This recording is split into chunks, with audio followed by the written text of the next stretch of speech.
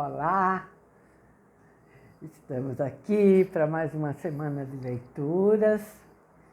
Hoje nós vamos para um capítulo novo do nosso livro. Esse capítulo chama-se Om. Vamos lá? Por muito tempo ainda, a ferida continuou a arder. Cabia a Siddhartha transportar através do rio numerosos viandantes acompanhados de filhos ou filhas, e cada vez que os observava, dava-se conta de que tinha inveja deles, de que dizia de si para si: tanta gente, tantos milhares de pessoas gozam dessa felicidade, da mais doce de todas, e eu não. Por quê? Até os homens mais maldosos, até os ladrões e os salteadores têm filhos, amam-nos e são amados por eles. Unicamente eu não recebi o meu quinhão. Tais eram as reflexões ingênuas e insensatas que nessas horas lhe passavam pela cabeça. A tal ponto, assemelhara-se aos homens tolos. Era de modo diferente do de outrora, que a essa altura pensava a respeito das criaturas humanas. Havia nos seus julgamentos menos intelecto, menos orgulho, mas, em compensação, mais calor, mais curiosidade, mais simpatia. Quando conduzia passageiros ordinários, homens tolos, negociantes, guerreiros, mulherio, esses seres já não lhe afiguravam estranhos. Ele os compreendia. Compreendia a sua existência jamais orientada por raciocínios e percepções, senão exclusivamente por instintos e desejos. Tomava parte dela, sentia-se igual a eles. Ainda que tivesse chegado bem perto da perfeição e padecesse as dores da derradeira das suas feridas, tinha a impressão de que aqueles homens tolos eram seus irmãos. A vaidade, a cupidez, o ridículo que os dominavam perdiam para ele a sua comicidade. Encontravam explicação, tornavam-nos até mesmo dignos de respeito.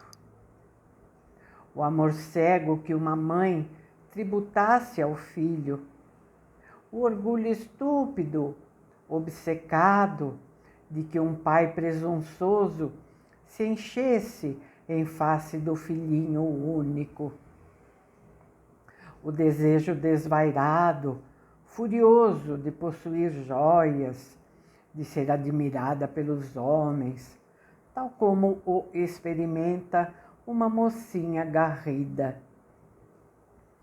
Todos esses instintos, todas essas infantilidades, ambições e ânsias, impulsos simples e racionais, porém invencíveis na sua desmedida força e na sua pujante vitalidade, cessavam de apresentar-se aos olhos de Siddhartha como mera criancices. Chegava ele a entender que os seres humanos viviam em função dessas coisas e que justamente elas os capacitavam para proezas incríveis, permitindo-lhes fazer guerras, empreender viagens, suportar tudo e resistir a sofrimentos sem fim. Por isso, era possível que ele os amasse e que se lhe descortinasse a vida, o ânimo, o indestrutível, o Brahma, a manifestar-se em todos os atos e em todas as paixões dessas criaturas.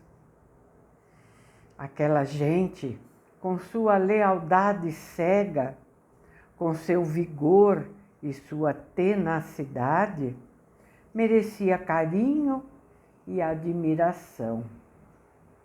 Nada lhe faltava.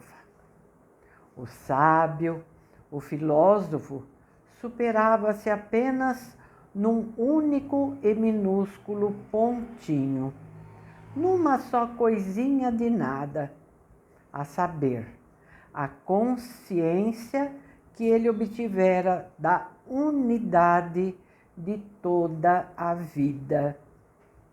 E mesmo assim, houve momentos em que o próprio Siddhartha duvidara do alto valor de tal sabedoria ou ideia e ventilasse a possibilidade de também ela não passar de uma infantilidade peculiar de homens pensadores ou de criançolas pensantes.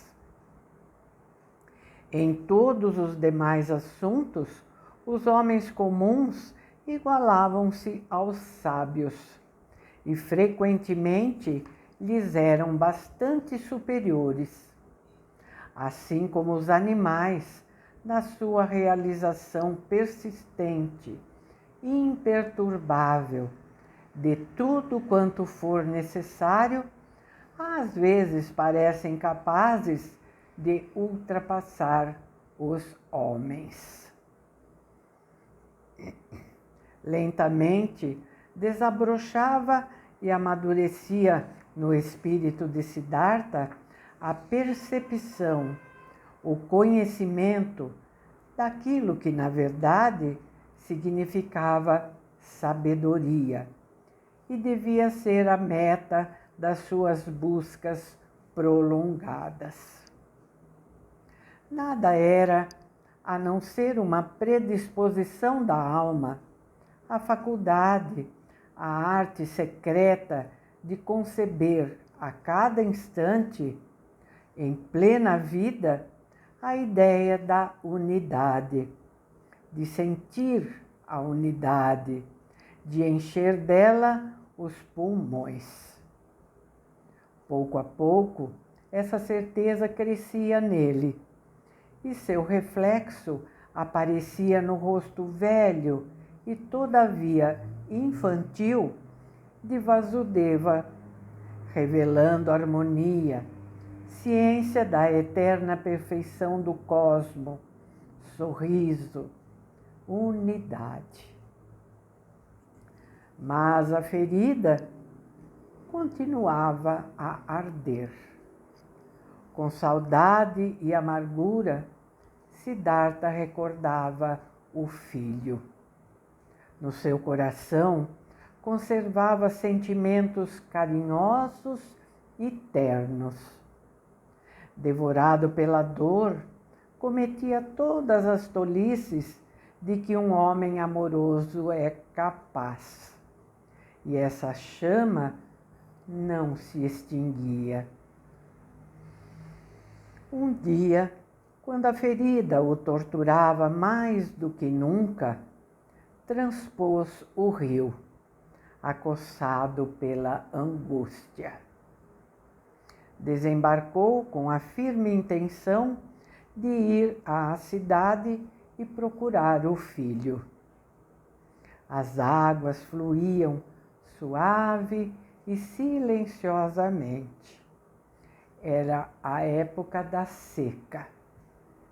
Mas a voz do rio tinha um som estranho. Ela se ria. Ria-se abertamente. O rio dava risada. Zombava inconfundivelmente do velho balseiro.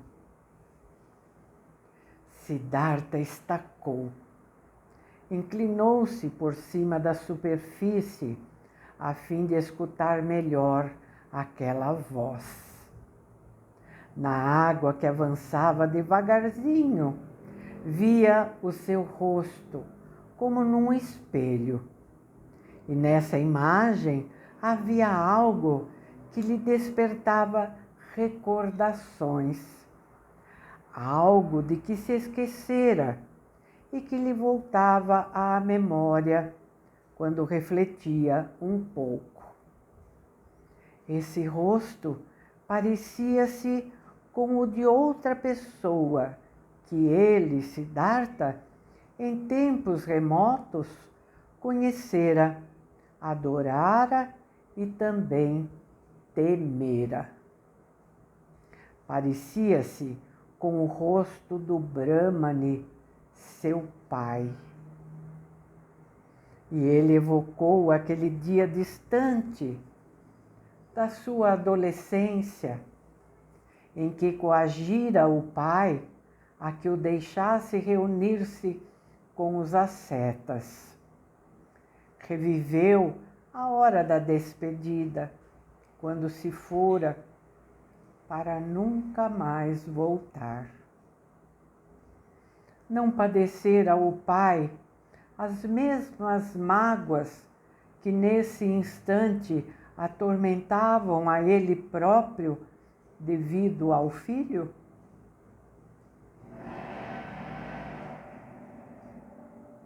Não morrera o pai havia muito tempo?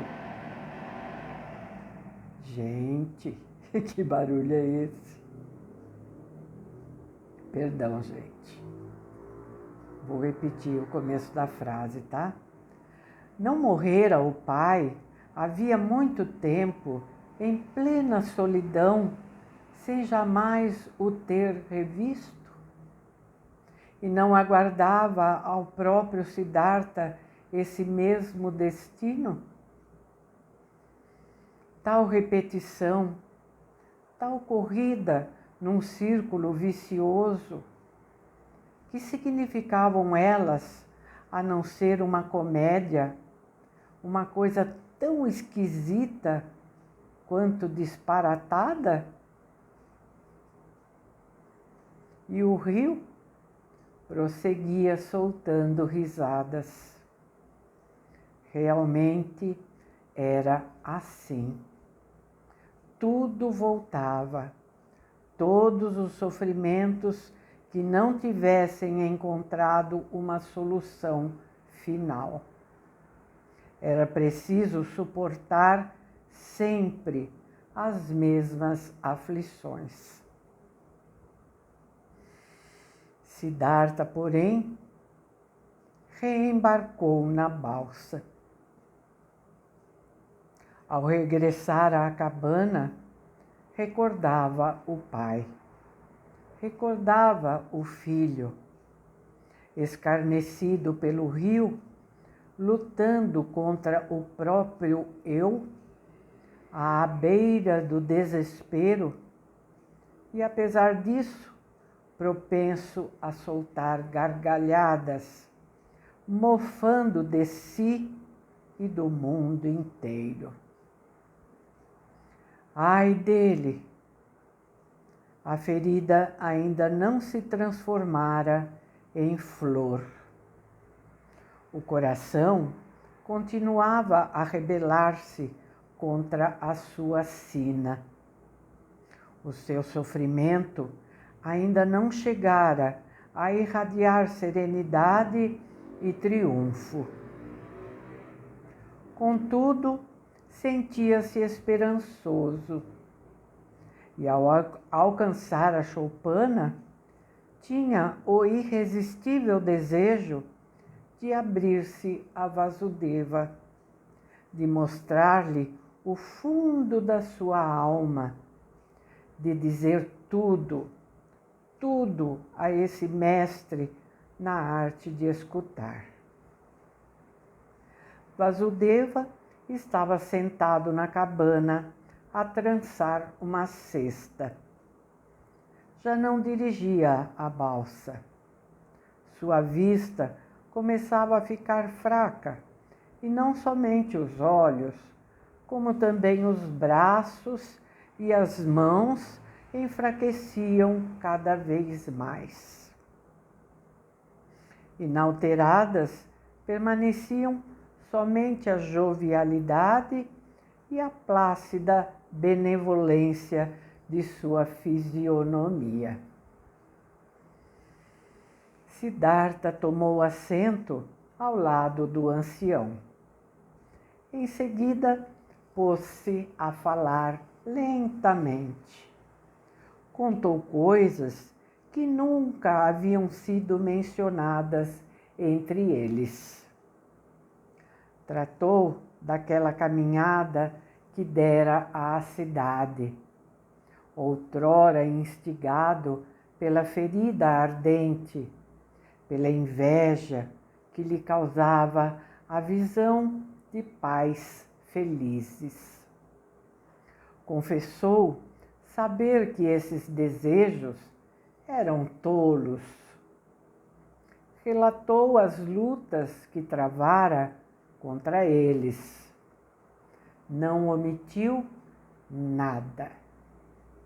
Sentiu-se capaz de dizer tudo, inclusive os fatos mais penosos.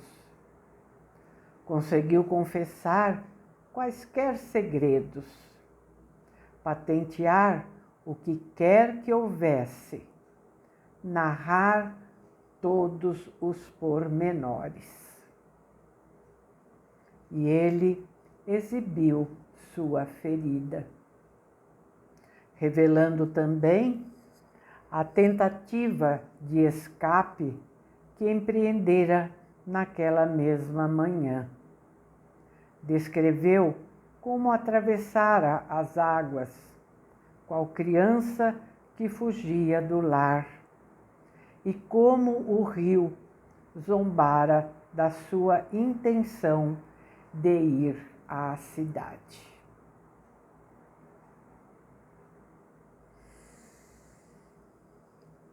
Eu vou parar por aqui, tá bom? Ainda tem um bom pedaço desse capítulo e nós damos sequência no próximo vídeo. Tá bem? Muito obrigada por estarem aqui novamente comigo, tá bom? Espero que vocês não se esqueçam de deixar seu like. Se você não é inscrito no canal, por favor, se inscreva, é muito importante. Deixar um comentário, divulgar o canal, tá bom? Muitas pessoas podiam estar aqui usufruindo, né, dessas leituras, mas que não sabem da existência do nosso canal de leitura. Então, você divulgando, pode chegar nessas pessoas que precisam tanto, porque não têm, por qualquer motivo, condições de ler por si mesmo um livro. Tá bem? Então é isso por hoje, minha gente, tá bom? Amanhã a gente volta e continua a nossa leitura. Até lá. Muito obrigada.